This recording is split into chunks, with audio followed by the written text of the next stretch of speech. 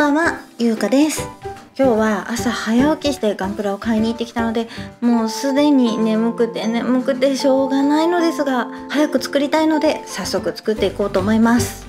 さて、そんな今日買ってきたガンプラがこちら、じゃーん、ハイグレードのリックドムガイア機オルテガ機です。こちらは G クアックスに出てくる機体ですが、元のドムを生かしたデザインをしているので、 G クアックスを見てない方からしても親しみやすいデザインになってるんじゃないかなと思います。思った以上に箱が大きいので、どんなにボリュームがあるんだろうとちょっとドキドキしますが、今回も楽しんでレビューして作っていきます。是非最後までご覧いただければ嬉しいです。それでは本編をご覧ください。それでは開けていきます。ランナーは11枚。この距離だとわからないですけれども、手を近づけてみると大きさがわかるんじゃないかと思います。足の部分の外装パーツでしょうか、かなり厚みがあります。っていうか私の手の血管やば。他にはヒートサーベルのパーツ、マーキングシールが1枚、1枚綴りの説明書が1枚入っています。説明書のパーツリストにはリード線と書かれているんですが、全部の袋を探しても箱の中をひっくり返してもリード線は私のキットには入っていなかったんですが、どうなってるんだろう。後日床を這いつくばって見つけました。 X にも投稿したので、この件でお騒がせしてしまってごめんなさい。でもなんでこんなところに、私が座ってる後ろに落ちるってどういうことなのか謎すぎる。それでは説明書に沿って作っていきます。まずは頭とボディです。それぞれのパーツの数は頭が7個、ボディが26個です。ボディのこのサイズ感に比べて物合いの小ささったら、これほんとなくしたら出てこないと思います。要注意です。このリックドム、全体的にパーツがかなり複雑なんです。噛み合わせがうまくいかなかったり、パーツが硬くてなかなかパチンと綺麗にはまってくれませんでした。さらにこのキット独特の構造が多くて、直感で組み立てると失敗しちゃいそう。ドムを初めて作った私が言うのも変ですが、これまでドムをたくさん作ってきたベテランの方でもきっと新鮮な気持ちで組み立てを楽しめるんじゃないかなと思います。嬉しいポイントとしては、合わせ目がほとんど目立たない作りであるということ。でもその分、組み立てを間違えてパーツオープナーを使うときは特に慎重にならないといけないなと感じました。はい、頭とボディができました。まず頭ですが、上から外装パーツをかぶせる構造になっているので、合わせ目がなくすごく美しいフォルムですね。そしてこの物合いが面白いんですよ。本来は頭部の赤いパーツを外して動かすんですが、ちょっと傷つきそうで怖いので、今回はこのままピンセットで動かしますね。こんな風に上下左右にしっかり稼働するんです。しかも奥行きがあってメカっぽい雰囲気が最高にかっこいい。もうこの時点でハイグレードとは思えないクオリティですね。ボディは見てください。この分厚い胸板、重厚感があってたまりません。この肩の突起は一体何でしょう。気になりますね。そして肩口には凹凸の装飾があります。これまでのガンプラとは一味違う構造で、肩周りの可動域もかなり期待できそうです。次は腕を作っていきます。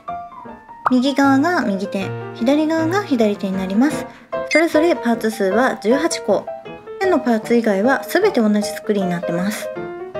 ハイグレードにしてはパーツが多めなんですが、おかげでしっかり塗り分けされていて嬉しいですね。複雑な構造は特になく、サクサク組むことができました。両腕で組み立てにかかった時間はだいたい12分ぐらいでした。ここまでは比較的簡単だったので、この先の地獄をこの時の私は知る由もありませんでした。はい、両腕ができました。この太さがめちゃくちゃかっこいいですね。画面だと少し分かりづらいかもしれませんが、微妙に色の違うパーツで構成されていて、これがシックで素敵なんです。肩アーマーはこんな風に動かすことができます。肘関節はちょっと硬めなんですが、ぐっと力を入れるとここまで曲げられます。硬いと怖いそうでドキドキしちゃいますよね。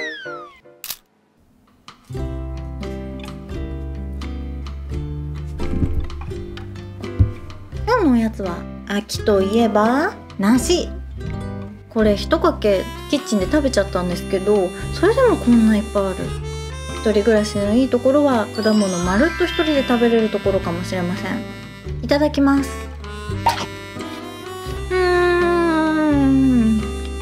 めっちゃジューシー。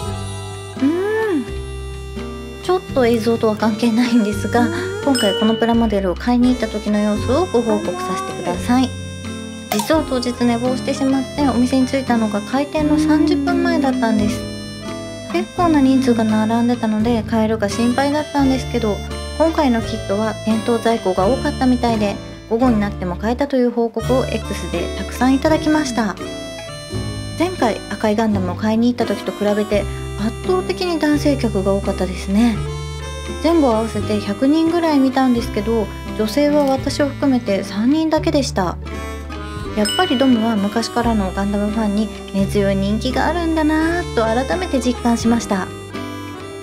残りも食べつつちょっと休憩してご飯も頑張って作っていきたいと思います。ごちそうさまでした。チャンネル登録お願いします。次は腰です。パーツは36個。ハイグレードの腰パーツでこんなにパーツ数あるの見たことない。アニメでじっくり見れていなかったので、ビッグドムの腰がこんな構造をしていたんだと作っていて驚きました。オープニングでは元のドムを生かしたデザインと言ったんですが、腰に関しては全くの別物ですね。組み立てていて、これが腰のパーツと頭の中がハテナマークだらけになりました。こういう想像を超えるデザインが出てくるのが新作キットの醍醐味ですよね。作っていて本当に楽しいです。腰一つの組み立てで両腕の組み立てと同じ時間がかかりました。はい、腰ができました。すごい形。この独特なデザインすごいですよね。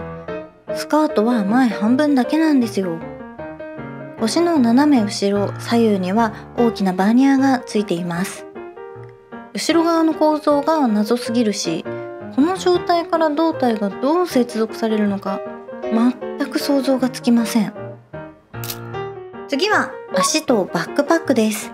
ここに写ってない切り出し忘れのパーツも含めてパーツ数は驚異の72個。足と同じ構造のものがバックパックってどういうこと？もうこのパーツ数は完全に予想外でした。切り出しただけで集中力が切れたので、この撮影は後日に行いました。正直これはもうハイグレードじゃないですね。ボリュームも構造も完全にリアルグレード級です。パーツが多いのも大変なんですが、それよりもパーツ同士の組み合わせがうまくいかないところが本当に多くて、ここまでパーツオープナーが大活躍するキットも珍しいくらいでした。それに他の部位よりも組み立てが硬くてかなり力が必要でした。力を入れすぎて親指のネイルが取れてしまって、各部位の紹介シーンはこの後に撮影したので不細工な親指を見せてしまってごめんなさい。組み立てにかかった時間はなんと36分。ハイグレードとは思えないすごいボリュームでした。はい、足ができました。見てください。この3つ全部が大きくてどっしりした作り。まさにドムらしさが詰まっていますね。左右が足、真ん中がバックパックなんですが、接続部分が違うだけでほとんど同じパーツで構成されています。膝下の外装パーツが一つのパーツで成り立っているので合わせ目がなく、この美しいフォルムは本当に素晴らしいです。そしてパッと見ではわからないんですが、足の裏がやばすぎるんです。このメカニカルなディティール、もう最高ですね。この作り絶はい、リアルグレードでしょう。それぞれ少し動かすことはできるんですが、パーツが硬いのであまり動かす必要もなさそうかな。足先の可動域は結構控えめ。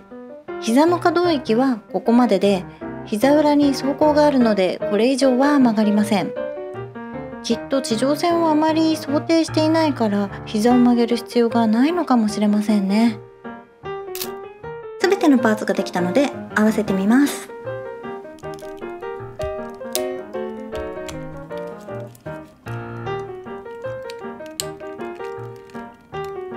はい、リックドムの完成です。どうですか、この立ち姿。めちゃくちゃかっこいいですよね。とてもハイグレードには見えないと思いませんか？実は少し右足が浮いてしまっていて、両足裏をぴったりつけて立たせることができなかったんです。何かコツがあるんでしょうか？もしわかる方がいたらぜひコメントで教えてください。正面もかっこいいんですが、後ろ姿がとにかく圧巻なんです。このたくさんのバーニア、たまらないですね。公式が出しているサンプル画像と比べてみましょう。正面から見るとほとんどそのままですね。素組みでもこのクオリティなのはすごいです。そして後ろ姿、バーニアの内部が無塗装だと銀色ですが、公式画像ではしっかり赤く塗られていますね。歩行部分塗装するだけでもさらにかっこよくなりそうです。実はすだちポーズを作るだけでも一苦労でした。足の裏が平らなので少し開いて立たせようとすると角度がついてしまって、両足裏をぴったり地面につけて立たせるのが本当に難しくて、後ろに重心があるしジャイアントパズでバランスを取ろうと思ったんですが、それもなかなかうまくできませんでした。すだちで飾るだけでもやっぱりアクションベースがあると安心かなと思います。次にバックパックのギミックを見ていきましょう。このように上から下に下ろすことができます。両足を少し曲げてあげるとバランスよく立てました。ただ3本足があるみたいでちょっと見慣れない姿ですね。この状態で上半身に少し動きをつけてみました。頑張ってみたんですが、なかなかかっこいいポーズが作れませんでした。どこが足かわからなくなりそう。どうしてこのようなデザインにしたのかとても興味深いです。ヤタガラスを意識した？いや、さすがにそれは考えすぎかな。膝を曲げる時なんですが、スカートに当たってしまうのでこれ以上上げられません。もしかしたら足を曲げられるように最初からスカートが少しくぼんだデザインになってるのかもしれませんね。ジャイアントバズを構えてアクションベースに乗せてみました。足裏のバーニアをチラ見せするだけでめっちゃかっこいいポーズになりますね。やっぱりすだちよりアクションベースに乗せた方が安定感があります。ただ本体がそこそこ重いのでアクションベースも支えるのが少し辛そうでした。肩の付け根がかなり動くので前方向への腕の可動がとてもスムーズでした。このデザインを邪魔しない可動構造、素晴らしいです。次に電磁ハリケーンを装備させてみました。ここでリード線を使うんですが、柔らかくて加工しやすいのはいいものの、一度曲げるとまっすぐに戻すのが大変で、この通り軌道がヘロヘロになってしまってちょっと苦戦しました。最後にヒートサーベルを持たせてみました。このヒートサーベル、肩の突起に収納できるのが嬉しいですね。そして後ろに足とバックパックを持ってくるとバーニアがたくさんある圧巻の光景になります。すっごいかっこいい。皆さんは今回レビューしたこのリックドムどう思いましたか？ぜひコメント欄で感想を聞かせてください。というわけで今回はハイグレードのリックドムを作りました。作っていてこんなに驚きがたくさんあるハイグレードは初めてでした。君は本当にハイグレードなのか？絶対違うと思う。動画ではお伝えしきれなかった気がするので、気になった方はぜひ再販の情報をチェックしてみてください。最後まで見てくれてありがとうございます。この動画がいいなと思ってくださる方はぜひチャンネル登録とグッドボタンで応援いただけたら嬉しいです。それではまた次の動画でお会いしましょう。バイバーイ。